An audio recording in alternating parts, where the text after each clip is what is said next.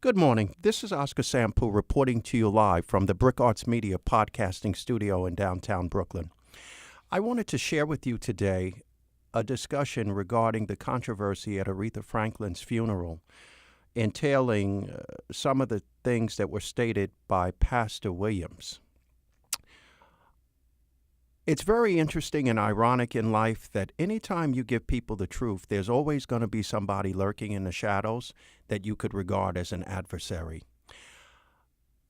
The general format of eulogizing somebody at a funeral is not what he used, and I respect that. I respect the sensitivity of the Franklin family. I also, at the same time, understand why Pastor Williams did what he did.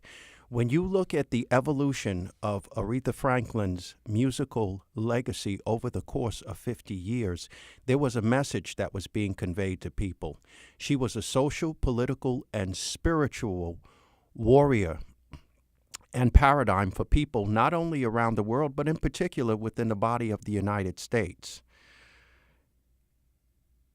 If Pastor Williams had not discussed things that he discussed, he would not have been doing his job in front of God, and he would not have been assisting people, because as a pastor, in many ways, there is a parallel between what a shepherd does with a flock of sheep and what a pastor is supposed to do with a congregation of people. A shepherd's job is to oversee their development and their evolution as a flock.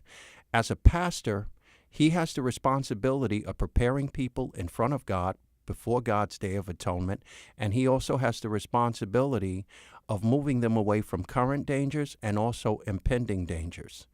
At one point during the service, he made a statement that Black lives don't matter, and Stevie Wonder yelled at him, "They do matter." Well, the truth of the matter is, if they really mattered, you wouldn't have had the type of carnage that you had last year in Chicago, where nearly 1,000 people were killed. It is ironic that here we are approximately 50 years after Aretha Franklin recorded the song Respect. I was 4 years old at the time and remember it. And for me as a person, I was aware of the external problems that were going on within society regarding racial issues. As a child, I also was aware of certain things that were going on within the context of my own family, because I was exposed to external and internal racism, being the son of a West African father. My mother was American Indian and Black American. But it's sad to say, but very true, my father's people don't particularly care for white people, and they don't like Black Americans very much either. I think one of the problems that Black America has with this concept of crime is that it knows itself and the cultural conventions of the American white man. Where my father comes from in Guinea, West Africa, the bigger culture is Islamic. In Islamic tradition, if you kill a man, you are put to death. They are not corporatizing mayhem and giving you the impression that the essence of life does not have a lot of value. In this society, not only is murder a corporation, but it is a viable sport. Pastor was preparing people for the reality of what is real. It's ironic that when Aretha Franklin recorded this song, not only was the culture of music in this country very strong and encouraging, but it was positive. At the time that music is being produced and released, it is a reflection of where society is socially and spiritually.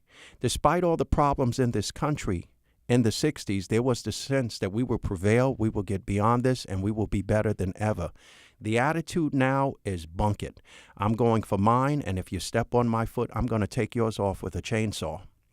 It is ironic that when this song was recorded by Miss Franklin, there was a sense of respect and optimism.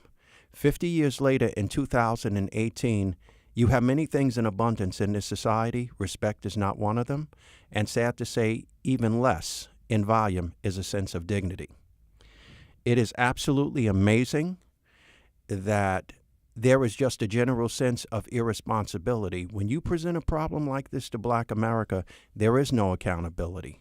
The whole concept of people kneeling at football games, The reality is there are discrepancies with the police department, but the proper approach should be, before you complain about them, you need to stop killing each other.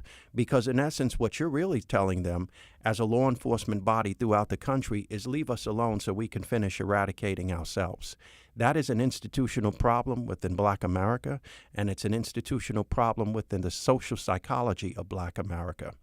I appreciate Reverend Williams for being very adamant in what he had to say, because in essence, what he was telling people is that what has happened now is a desecration of what Miss Franklin embodied.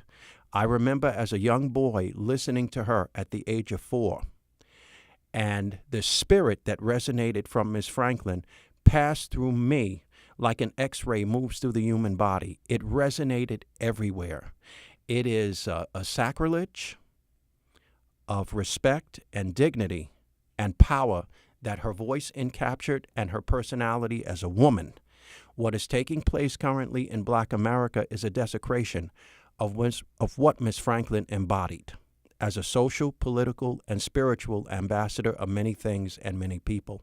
I agree with Reverend, because what he was saying in essence is Miss Franklin would say to you is you need to step back and take a look at yourself, because the message that I not only tried to share with people in the United States, but the world, and what I was trying to convey about Black America is not of importance to you, because you are running amok like a colony of gorillas on angel dust.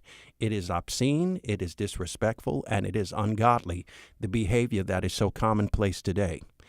The lack of responsibility and acknowledgement of what is wrong is exacerbating the problem. You have a problem within the Black American male population that nobody wants to address. In essence, you're functioning like an autoimmune disease. You can do what you do because the cultural conventions of the American white man. He's running a reconfigured plantation. That's all the American jail system is. That's the reason why he's looking over his shoulder and wondering why, as a man, at any given moment, the sweat between his legs has more value than his heart beating in his chest. There is no accountability, and Reverend Williams was right on point with what he had to say. God bless him, and we will convey that message in the future.